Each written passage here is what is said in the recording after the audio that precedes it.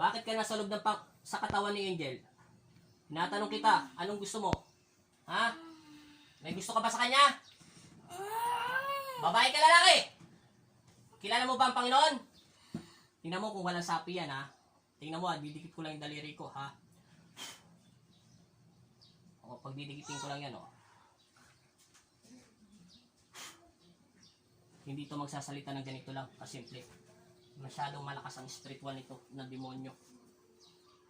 O, sumasalib siya sa katawan lupa ng demonyo. Galing dito sa katawan lupa niya. Ayan, o. Hindi na to anak mo. May nagkakagusto dito. Tatanungin ko sa Panginoong Kristo. Magsasalita ka hindi. Kilala mo ba ang Panginoong Kristo? Kilala mo? Kilala mo si Jesus? Yun, hindi niya daw kilala. Tao ka hindi. Makikipag-usap mo na ako ng ayos sa'yo. Tao ka hindi. Tao ka? Tao, sige. Matatanong ko sa'yo, babae ka ba lalaki? Ano? Babae ka? Lakasan mo, bingi ako. Eh kung babae ka, kung tao ka, eh bakit nandiyan ka sa loob ng katawan niya? Naman kukulang ka? Eh bet, kaluluwa ka ba? Kaluluwa ka? Oo, kaluluwa. O, hindi ka tao. Huwag mo na ako pinagsisinungalingan. Pag kinabitan kita ng krus, maniwala ka dun. Doon, makakapagsalita ka na maayos. Ayaw nito, hindi ito makukuha sa ganitong simple lang. Ito ang katapat niyan. Kailangan kaluluwa kasi krus. Simbolo ng pag-ibig ng Diyos. Hindi obra sa kanyang stick lang. Lamig ng bahay niya, parang bangkay. Espiritu Santo, amen.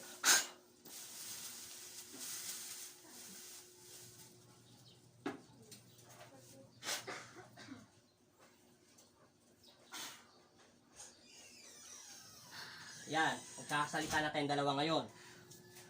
Ngayon, bakit ka nasa loob ng katawan ni Angel? Ha? Bakit nasa loob ka ng katawan niya?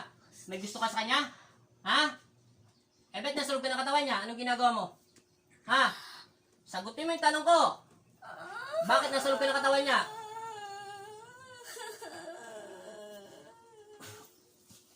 Yeah. Ayaw mo talaga makipag-usap sa akin, ha? Tatanong kita, alis ka sa loob ng katawan ni Angel.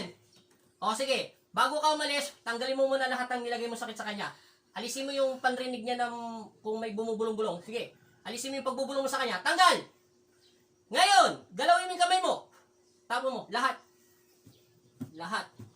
Wala na to, hindi na to anak mo. Hindi niya alam yung ginagawa niya. Ubusin mo. Magtatanong muna tayo rito bago natin ito palaisin. Bilis, ubusin mo. Patay kasi ito eh. Kaya hindi masyado itong kailangan ito dasal. May nagdidiktada sa patay. Gusto daw niya itong anak mo. Sige, ubos lahat. Tanggalin mo. Matagal ka na sa loob ng katawan niya? Kailan lang? Ha?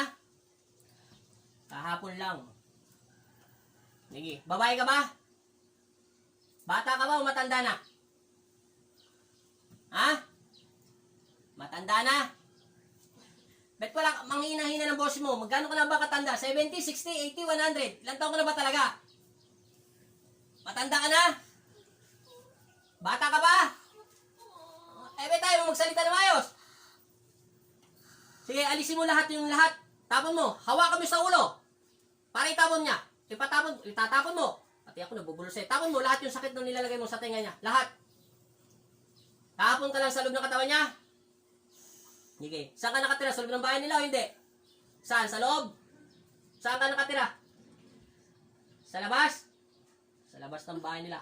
May puno ba sa mga bahay niyo? Wala. Kahapon lang daw siya dun eh. Sa labas daw siya. Lumabas ba to? Maghapon? Sige. Wala daw. Galing daw siya sa labas. Sige. Tapon lahat. Hindi tayo babulot. Huwag kang didikit yan. Lahat ng mga sakit yan. Nandyan yan. Bakit tapon sa'yo? Sa'yo naman marinig. Sige. Hindi. Ubus. Lahat. Hindi siya obra sa ganito. Kasi kaluluwa siya. Pag ganito, hindi umobra. Magaling lang to sa mga mangkukulam, mga body spirit.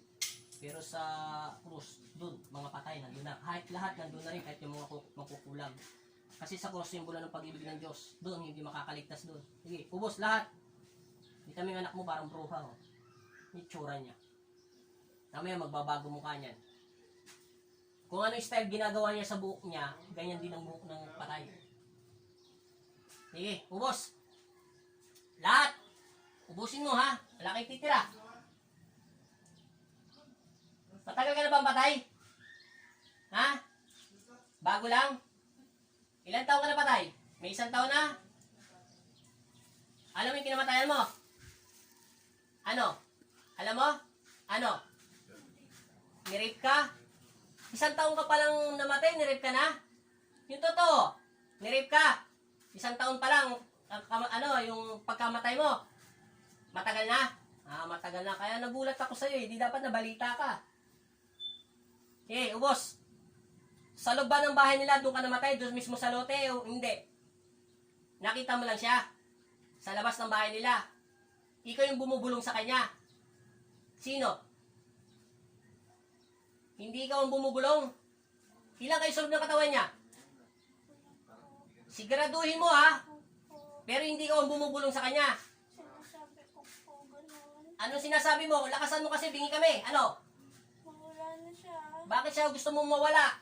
Para kagaya siya sa akin. Ibig sabihin, hindi mo matanggap ang kamatayan mo dahil nirape ka. Ngayon, nainggit ka dahil maganda ba siya, ganyan, o ano ba? Ikaw sumagot. Nainggit ka sa kanya dahil kompleto pamilya niya. Ngayon gusto mo magaya din itong taong ito sa nangyari sa'yo. Hindi po pwedeng ginagawa mo. Hindi ka makakakit sa tahanan ng Diyos, naintindihan mo? Dapat manatili ka sa Panginoong Kristo. Ngayon, alam mo ba pangalan mo? Anong pangalan mo? Hindi mo alam. Tagal ka ng patay. Ngayon, bibigyan kita ng halimbawa. Pag may bumabang anghel, swerte mo. Ibig sabihin, pinapahintulutan ka ng Panginoon. Pero kung may makita ka sa kanyang hawak-hawak niya, hindi ko sasabihin. Kailangan makita mo yung liwanag yun. Pero makikita mo yung liwanag, 100% yun. Pero kailangan matuklasan mo kung anong dala ng anghel. Nandun ang talaan mo. Nandun yung kamatayan mo kung kailan ka, anong kinamatayan mo. Naintindihan mo? Pag nandun at nalaman ko kung anong pangalan mo, makakakit ka agad sa langit, naintindihan mo? Pero pag hindi ibinigay ng anghel, ibig sabihin, gumawa ka kasi ng kasalanan sa araw na kahapon, naintindihan mo? Huwag ka nang bubulong sa kanya, ha? Masama yun, ha? Pero susubukan ko, makiusap sa Panginoon, na Panginoon mo rin, naintindihan mo, na pansamantalang kunin ka ng mga anghel, ewan ko kung saan ka dadali, naintindihan mo? Para hindi ka na tuksoy ng mga demonyo, naintindihan mo? Sige, palitan mo ang gagawin kasuklian ng Panginoon si Kristo. Linisin mo ang katawan lupa nito. Tanggalin mo lahat yung mga nilagay mo sa kanya. Lahat ng mga bulong-bulong na kung ano, huwag mong gagawin yun, ha? Masama yung ginagawa mo sa isang tao, ha? Huwag mo ang tingin ng kaluluwa nito, naintindihan mo? Sige. Ubos. Hindi ka lang, sabi dito sa krus, nagsisinungaling ka pa. Hindi lang daw kahapon to. Sinasabi niya, galing ka daw sa puno at nakita mo to, meron siyang hawak na bagay, hindi ko mawari kung ano bang hawak ng batang ito. Hindi ko na masipat masyado. Matagal-tagal ka na sa kanya. Yung totoo, matagal ka na sa kanya? Yung totoo. Hindi po. Kailan? Kahapon lang po. Oh, very good. Kala ko, kapatay ka sa akin, sinungaling ka. Sa krus, di ka na magsisinungaling. Kasi pag nagsinungaling ka, ito mangyayari sa'yo. Di ba? Nasasaktan ka. Pero hindi ka nasaktan, di ba? Ibig sabihin, totoo ang sinasabi mo.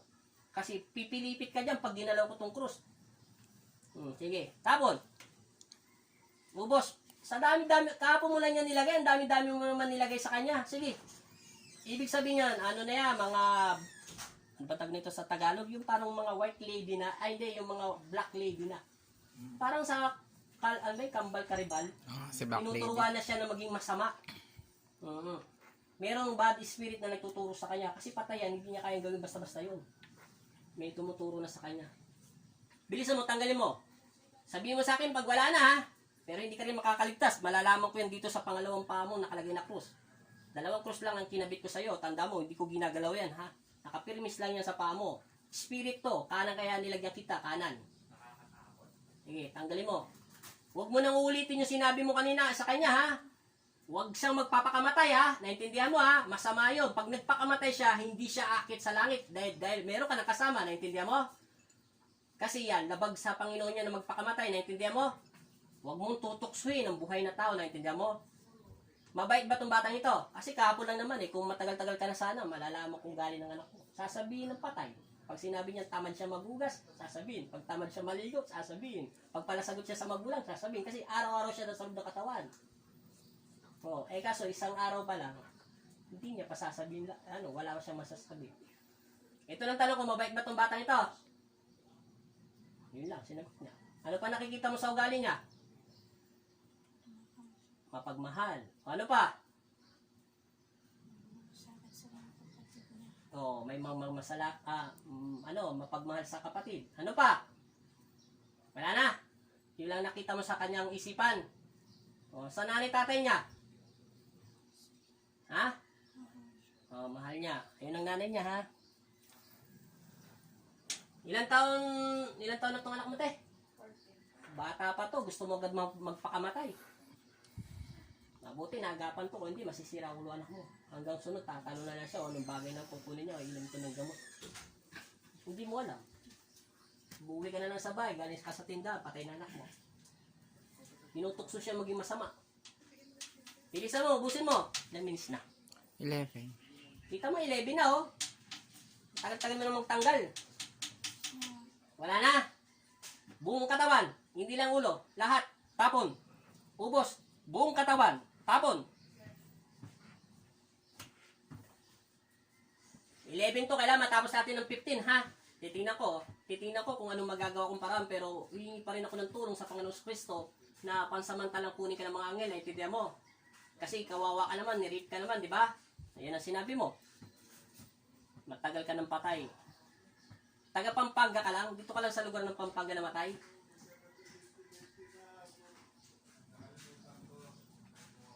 Nakita ka di ba kanina, hinawakan ko yung pulso niya, nakita mo ako? Di ba umiiyak ka kanina? O, di ba yung napaluwa yung anak mo habang tinititigan ko siya? Anong nakita mo sa akin? Magagalitin ako, di ba? Ha? Pati ako sinasabi mo, oo daw. Sige. Sige. Magagalitin lang ako pag sa taong sinungaling. Sige, tanggal.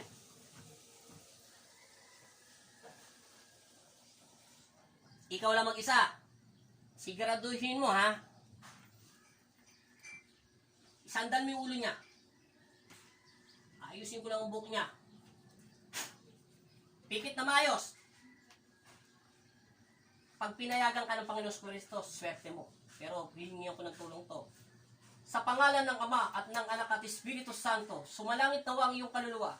Panginoong Kristo at Amang Jesus Nazareno, humihingi po ko ng pahintulot sa taong itong namatay, na nirape daw siya ng matagal na panahon na siya namamatay dito sa bansang Pampanga.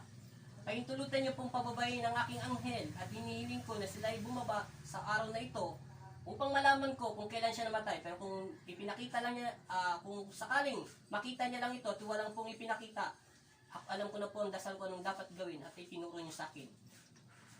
Idilat mo yung mata mo, huwag itong mata niya, naintindihan mo? Yung kaluluwa mo, naintindihan mo? Sa pangalan ni Jesus, tinatawag ko si Ella. Dilat na yung mata mo. May nakikita kang liwanag. Dumiretso ka lang harap sa akin. May nakikita kang liwanag. Kahit isa. Antay mo. Yan, meron na. Bumababa na. Ilan ang liwanag? Lakasan mo ilan? Alam mo yung buhok niya? Nakikita mo yung buhok? Ella, magpakita ka sa kanya, Ella, para mabilis, Ella. Pasensya ka na, Anghel. Inuutusan kita bilang instrumento ng Panginoon Kristo. Patawad, humingi ako ng paumanhin. Alam mo ang buhok ng batang bumaba? Babae sa lalaki? Babae. Alam mo yung buhok niya? Maitim o ginto? Ginto ang buhok niya. Very good. Anong hawak niya? Sa kanang kamay niya? Kanang kaliwa? May hawak yan. Titigan mo maigi, kumikinang yon. I-concentrate mo yung kaluluwa mo. Magkukunik tayong dalawa. May nakikita ka liwanag doon sa kamay niya? Wala. Meron? Ipakita mo sa kanya, Ella. Pakiusap. Meron? May nakikita ka? Ano yung hawak-hawak niya? Isa yung kumikinang. Buksan mo, Ella. Pakiusap, anak. Buksan mo. O, ngayon, may nakikita kang pangalan? Titigan mo maigi kung malaman ko kung ilang matagal ka na ng patay. Meron? Wala. Pero kumikinang. Sige, okay na yan. Anong babae? Bata pa? Bata pa yung maliwanag. Kulot ang buhok niya. Kumanda ka. May dalawang anghel pababa. Maswerte ka, kuminang. Pag hindi kuminang yung malas ka. Ibig sabihin, hindi ko alam kung saan ka dadalhin, pero bibit-biting ka ng dalawang anghel. Ilan anghel na nasa paligid mo ngayon? Nandyan na. Nakikita ko sila. Dalawa? Bali, 3 na sila. Kumanda ka. Sa pangalan ng, iangat mo yung dalawang kamay mo, ha? Sa pangalan ng Ama at ng Anak at Espiritu Santo, tinatawag ko sa Espiritu ng Panginoong Kristo ang dalawang anghel na pinababa ng Panginoong Kristo. Ngayon, pansamantalang kinukuha ka nila upang hindi ka na makanakit ng mga buhay na tao. Sa pangalan ng Ama, ng Anak at Espiritu Santo, sumalangit nawa ang iyong kaluluwa. Siya'y nawa. Angat ang kamay. Amen. Umalis ka na sa loob ng katawan niya. Sumabi ka na dyan. Wala na. Tapos na ako. Umalis ka na kaluluwa. Pero sisiguraduhin ko lang. Para malaman ko kung meron pa nakapasok ha. Isinit ko na niya kung ano eh. Kung meron. Kung meron pa. Ano pangalan ng anak mo? Ano ang apelido niya? Bansil. Bansin. Bansil. Bansin. Bansil. Bansin.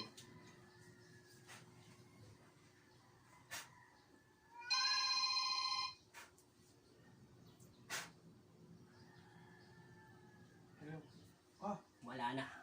Last. ating manulok hindi ka pa mamaho. Sige na, pata na. Wala na. Ibig sabihin po niyan, wala nang kaluluwa.